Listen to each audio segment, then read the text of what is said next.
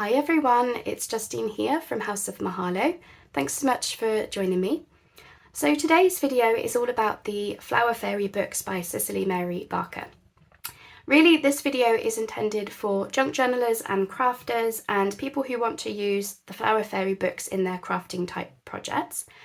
Now, I'm not going to be able to do cover to cover flip throughs of all of these in one video because the video would be very, very long. And really there would be quite a lot of overlap because the images are similar throughout, of course. But what I am going to do is show you the insides of each book so you know what to expect from each of them. I'm going to talk to you about how I might use the images, what to expect from each book, the benefits of it, the pros, the cons, all of that. So you really know what to expect from each book, and so that you can maybe decide which one is right for you if you're only going to buy, one or two books.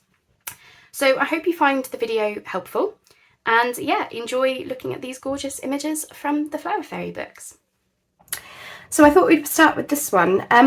If you want to work on a Flower Fairy journal and you've not had one of these books before, then I definitely recommend you start with the Flower Fairies Treasury. So this is just to show you that they do come in different sizes, vastly different. You have this massive one, and then you have a smaller version. They're the same book, they're just really the different size. So this one I've had a while, so I've already started dipping into it. So I just wanted to show you an example of how different size the images are. So I will just ruler it for you, because if this is going to be the first one you're going to get, then you do need to know these things. So that is 7 inches tall by about 4.5 versus 3 3/4 by 2 3/4. So this sort of size book will be perfect if you're looking for fairies that are going to go on the front of a journal or an altered file folder. This is good for if you're going to want things to go on journal cards and tags and embellishment type pieces. This is obviously going to be too big for that. So let's find the first fairy. So this book, the reason I say this is a good one to start with is because although it doesn't have every single one of the fairies in it, I'm just checking, yeah, I think you can see that. It doesn't have all of the fairies, I don't think, but it does have a big portion of them. So if you want somewhere to start, this is a great one to start with. And you will notice the same with the big version and this one, the pictures are on the same page. So sadly, you'll have to make some choices about which one you'll use, whereas the poems are, front and back poem. These are really nice pages as well for journals. So for example, this book is stitched in, sewn in. So if I wanted to take them out as pages, I could do that. It's really nice quality paper for that. And then of course, if you wanted to use these poems, you could cut them out, or you could use them as the backings of tags and journal cards and things. That would be a good idea too. And as I say, these really nice size for, putting on tags. And of course you can fussy cut some of these out. For example, this one, there's, you could have the whole image, or there's not so much going off in the background, so you might want to fussy cut this one out, the Buttercup Fairy. Whereas some of the future fairies, the later ones that she did, they've got a lot more in the background. So for example, this one, the Wild Rose, she wouldn't really be much without her border of roses. So I wouldn't fussy cut her out. I would use the whole image as a whole complete piece. Compared with her, you could fussy cut her if you want to. Harebell. So I think we start with the Spring Fairies. So this will give you a good idea of what fairies would be in that book, because this is the Treasury. So it gives you an overview of most of the fairies to give you a good starting point. And then of course, once you decide what kind of journal you want to do with the fairies, whether it be all fairies or whether it be a specific season, you can then get specific season books like spring, summer, autumn, winter, etc. There are also books that have like flower fairies of the trees, flower fairies of the wayside. You can really narrow it down based on what you want to achieve. But if you're just not sure, because this is the first time you're working with them, then I definitely recommend starting with this book. And you know, these images, they're just so, I have to point these details out because they're so clever. You know, when you first see them, you think, oh, it's a beautiful image, and it is. And then you see these little details, like his boots, they have holly, like, almost like holly spikes. And then the berries, it's just so, so clever. Really clever. Willow, she's one of my favourites. She was the front of my Enchanted Woodland journal that I did. Definitely my favourite fairy journal I've worked on so far, that one. Oh, silver birch. We've got some silver birches along a path that I walk with my dog a lot. It's sort of 3 or 4 silver birches, one after the other.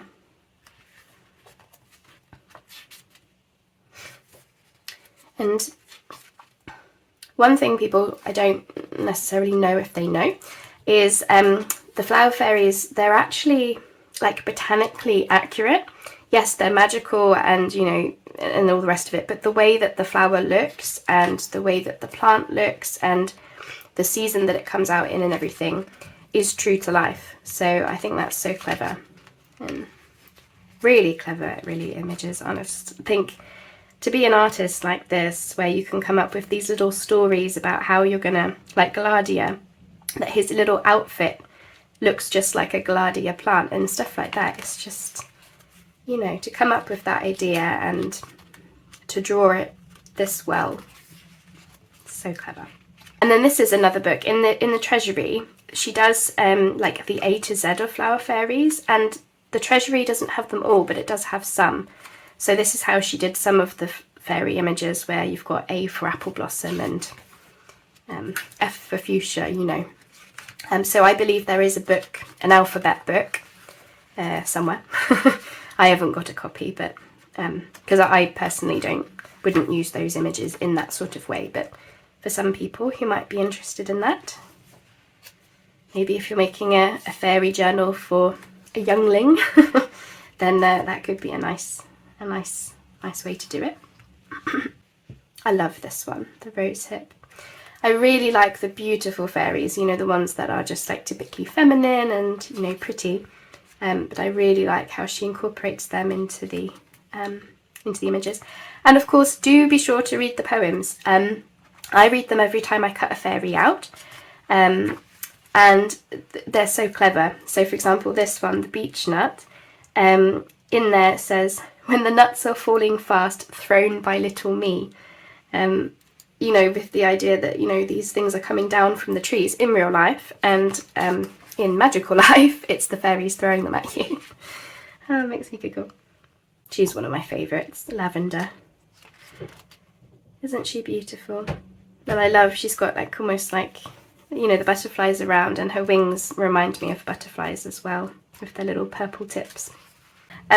Yes, she's on the back of this one, Heliotrope, which is another of my favourites. So I'm sadly often having to make a choice between these, unless you look at a video I did earlier last year, which was how to use these images inside cereal bags to make pages for your journal so that you don't lose both fairies on both sides.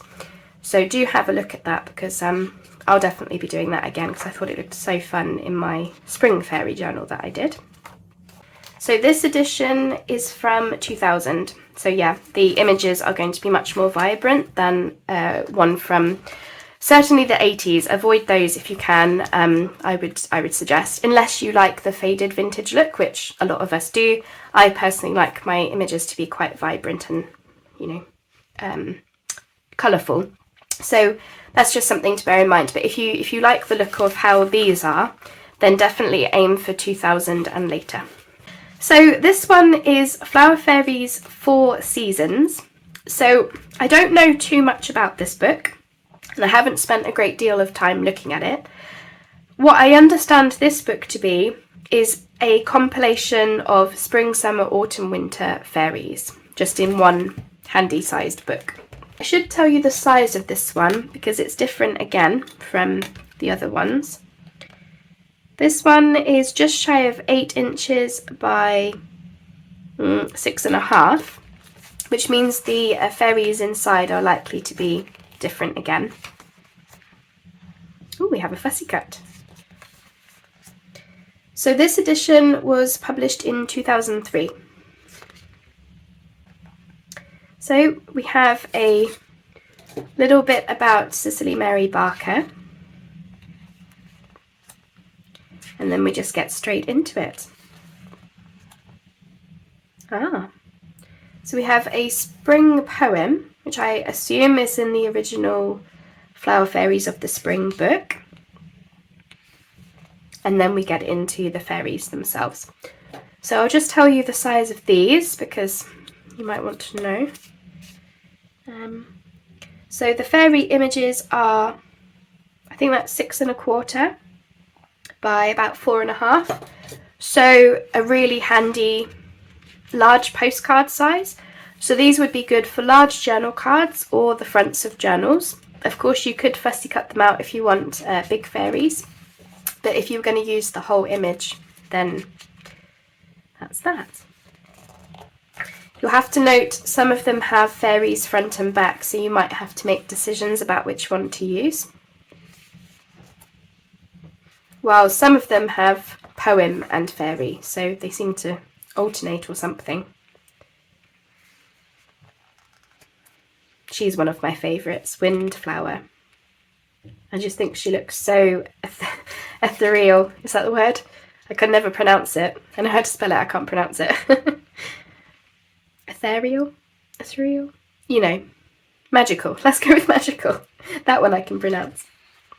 Notice the spring fairies, I think I've mentioned this a few times, but the spring fairies, it was the first book that Cicely Mary Barker drew and wrote. The images are quite different as her skill progressed, I would argue. So, you know, the quality of the image is different, as well as the backgrounds. These images are much more based on the actual fairy and less on the background.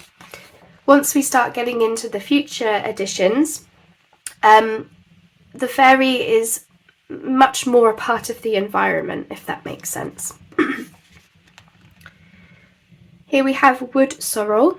I don't believe that one is in the Treasury. Moving on to summer. Once again, we have our summer poem. Spring goes, summer comes poem. Herb Robert. He's not in the Treasury. He's cute, isn't he? I've said it a few times now, but I really wish I had these books growing up because I would have learnt so much about plants and flowers and things. I really would have done. White Clover, she's not in the Treasury. That's why I did want to do, I don't think Honeysuckle is either actually. This is why I wanted to do a flip through of this one, because although a lot of these images you would have seen already, there's a lot that are not in the Treasury, so they might be the first time that you're seeing them. Like for example, Yarrow, she wasn't in the Treasury. These pages are stitched in, so it will be easy to take out and use. I love her ragwort fairy.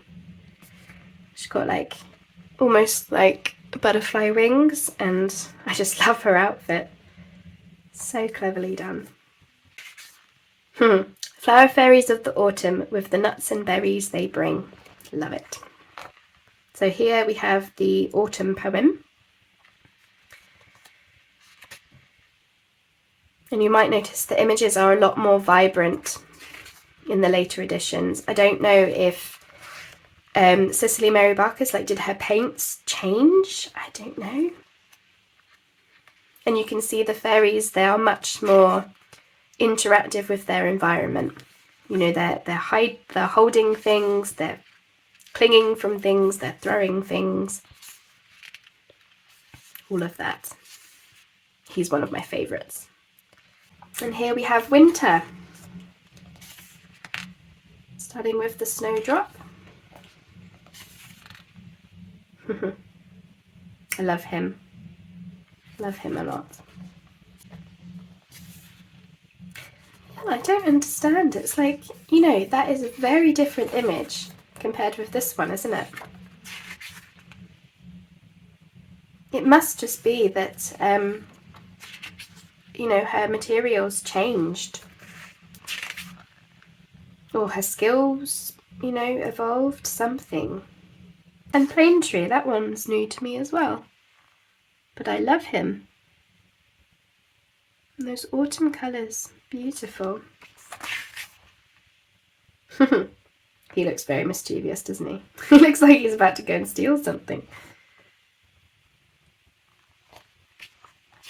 I love that one, Pine Tree. That's another one where they're throwing the cones. It's interesting, this blackthorn, she's in the winter section. Huh. But this is interesting, and like I say, it tells you a lot about, you know, you can learn a lot about plants and flowers from it. It says, the cold days of March are sometimes called blackthorn winter. So, you know, early March, we haven't arrived in spring yet, so technically winter, but blossoms are coming out. That's another one, she's not in the Treasury, the Totter Grass Fairy. Anywho, so yeah, so that is that one. I just thought I would show you it because it is useful to have these different books. You know, we've got different sizes, we've got different fairies throughout, we've got different ways to use the fairies. So if you are going to be doing, you know, if you're just doing one flower fairy journal, then you might just need the Treasury and that's it. If you do think that you'll be working on this theme a lot, then I do recommend having, you know, multiple different books. I personally am really happy that I've got all these ones that I'm showing you, because there are different ways to use each of them, and for me that's just giving me a lot of possibilities and a lot of scope for how I might use them. So here is Flower Fairies of the Spring, a celebration. Here is the cover, beautiful bright green, this one, really nice linen fabric cover. So I'll just read you the blurb, hopefully, just checking, there we go. This 75th anniversary edition celebrates the first publication of Flower Fairies of the Spring in 1923. Deluxe and expanded, this collection unites illustrations from both the past and present editions of Flower Fairies of the Spring. This very special book recaptures the charm of the original editions whilst using modern printing techniques to reflect the outstanding craftsmanship of Cicely Mary Barker's original artwork. I won't read the whole thing. Isn't that beautiful though? We start with this. That would be a really nice page in a journal. Okay. So if you've seen my December dailies, some of you will know, you know, recognise these books. I did say I would do proper flip throughs of them all. So this is beautiful, isn't it? I mean, you could just imagine cutting this whole piece out and having that as being almost like a book plate or something.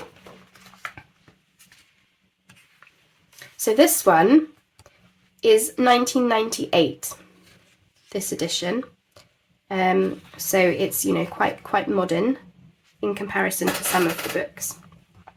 This is beautiful, Spring Magic, little poem, and a really nice, I mean, that would just be beautiful. If you could have a big enough journal for that, just on its own, it would be great. So this one talks a little bit about Cicely Mary Barker's like biography and a little bit about her. There she is as a young lady.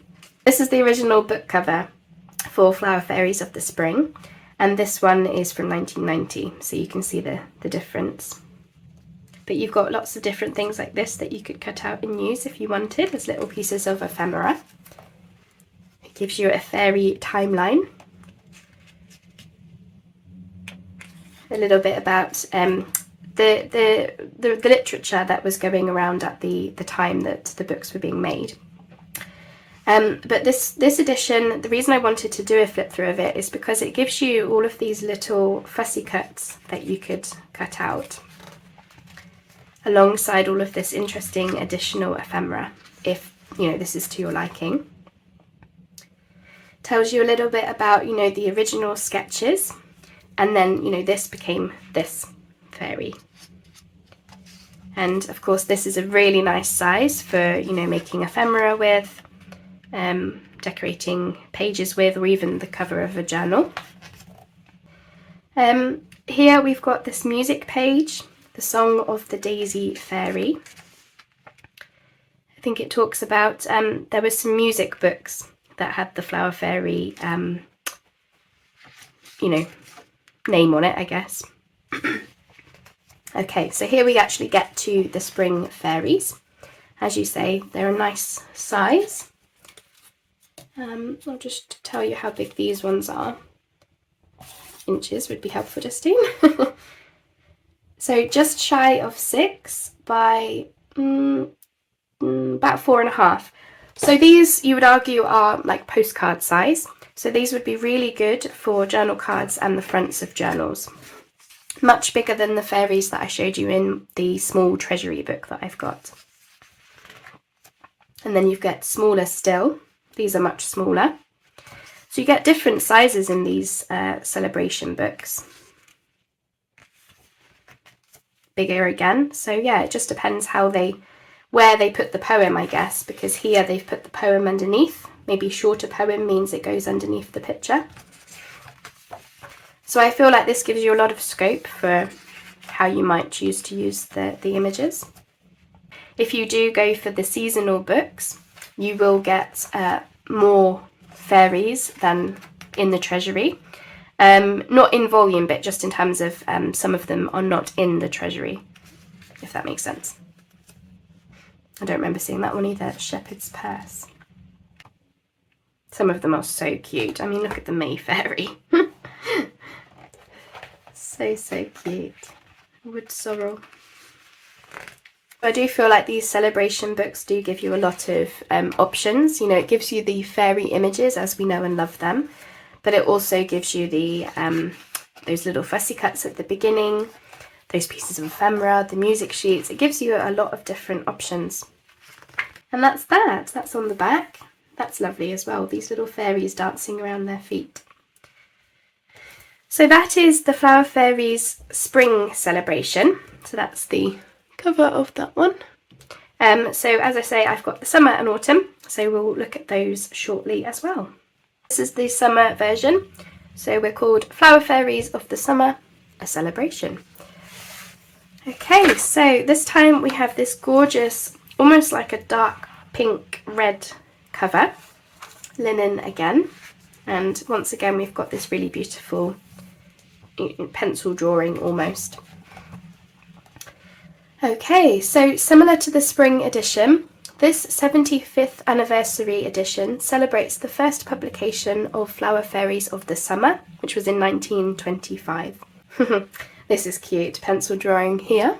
It says, Plantain and Moon Daisy dancing together all through the beautiful sunshiny weather. It's raining today in real life. So yes, I'm picturing summer and sunshine again.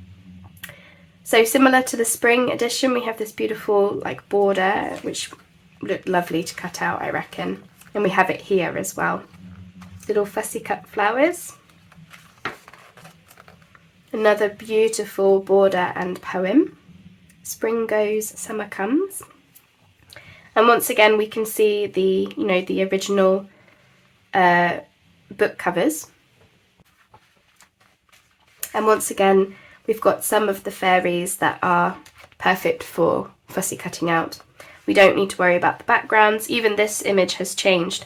In the original, which you'll see later, she holds her I can't remember what fairy it is, but she's holding her plant, her flower. And of course here, her hands are down. So, you could fussy cut that out easily. And lovely poppy, honeysuckle. This is the book where there are lost fairies, so I found this so interesting. I'll read it to you. Flower Fairies of the Winter was compiled from the existing 7 books in 1985, so much, much later, to create 8 books of equal length. Some of Cicely Mary Barker's original Flower Fairies were omitted from the new editions for editorial reasons, in some cases because the quality of the paintings had deteriorated. The following pages feature the 5 lost fairies of Flower Fairies of the Summer.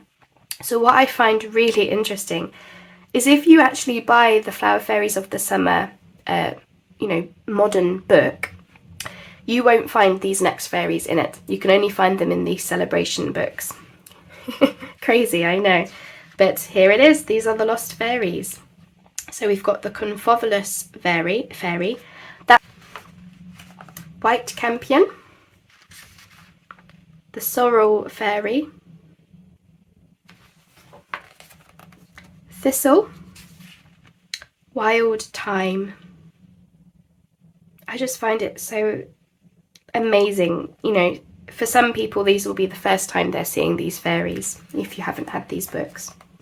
There she is, Forget-Me-Not. There she is, she's holding her flower, but in that fussy cut image her hands were on her lap, so yeah, it's really interesting.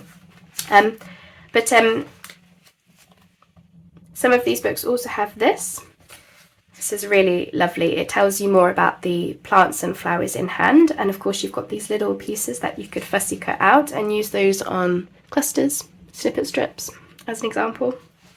But yeah, I love this for the summer version. It, talking about the plants, and it tells you about, what to look for when they come, early summer, late summer, etc. What happens in later seasons, perhaps, things like that. So I make sure that I read all of them before cutting anything out, because I find it really interesting, and I've actually learned a lot from these books, would you believe? I don't think Ragwort is in the Treasury either. Every so often I catch a fairy where I just think, well, that's new to me, I've not seen that one. So this edition was published in 2000, so later than the spring version, obviously, because it's the 75th anniversary edition, isn't it? So I've been showing you these celebration books. This is Flower Fairies of the Autumn, a celebration. This one features, isn't that gorgeous orange colour? Beautiful linen hardcover, and this would look really, really nice for an autumn journal if you wanted to have a big journal. Once again, we've got a nice border if you wanted to cut the whole thing out, or you could just cut out those gorgeous crab apples and a bit of blackberry. More crab apples, love those. So this one was published, this particular book I've got was published in 2002. So again, it seems to be every couple of years that the celebration books came out, which I guess makes sense if they're, they were anniversary books. So we have a biography about Cicely Mary Barker in this one. It shows some of her original sketches. So this is her learning more about the oak here, and we've got watercolour paintings and a fairy to cut out. So this is what drew me to the celebration books, was the fact that you've got all of these fussy cuts and different things to use alongside the the actual fairy images, like the originals, I mean. So here we are. So this is the book that I will be using mostly when I come to do my autumn winter projects later this year, my next batch. I want to do some autumn fairy journals. So again, we've got a bit about the actual plants and flowers themselves, which I love. I will be reading all of this, as well as these little squares. I can't wait to use those in clusters. They're perfect for that. I can't wait to use these fairies as well, just their colours, so vibrant with the autumn colours, I can't wait. Once again, you can see this little wild rose fairy down here. Isn't she perfect? I would happily just cut that whole piece out and have that, much like they've done here. This would be a beautiful corner decoration for a journal page, just exactly like that. Elderberry. I love the acorn fairy. Really do. Oak trees are one of my favourites because they're so quintessentially British. But yeah, I love the acorn fairy. The fairy down in the corner. Again, perfect for fussy cutting. They've done the hard work for us by keeping some of the background in, but making that absolutely fine to cut out. I don't think that is Cicely Mary Barker's painting. I want to say that says Graham Hurst. I'm sure it talks about it here, but you know, that would be a lovely either embellishment or the starting of a journal card or something. You just have to be careful with the fact that if I cut that out, I do lose Black Bryony Fairy, so decisions. But these ones, so we have Poem and Fairy.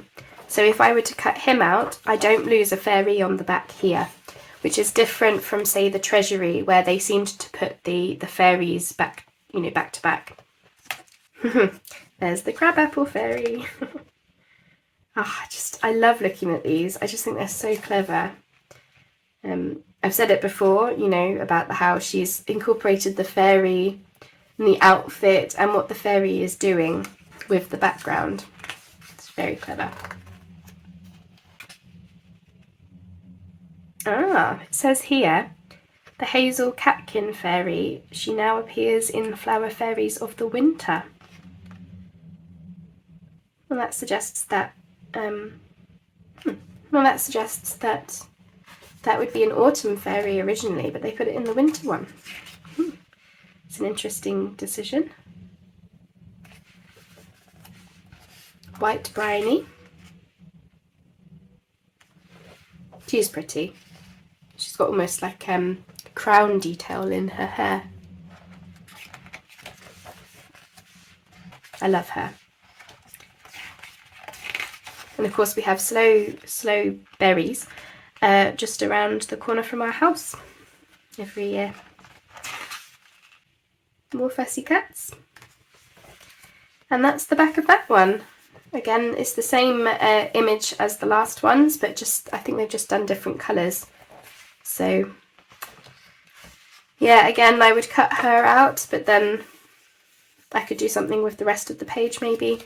We have to make these decisions, don't we? So that was that one. I'm really enjoying these celebration books. As I say, I really want the winter version, so as soon as I see it come down in price, I'll be sure to nab it, and I'll do a flip through once I do have it, but it's likely to be later in the year because, well, in my head, if we get out of the winter season, then in theory the winter version should be cheaper, but I don't know if maybe it's just a rarer book, I don't know, so we'll just have to see, won't we?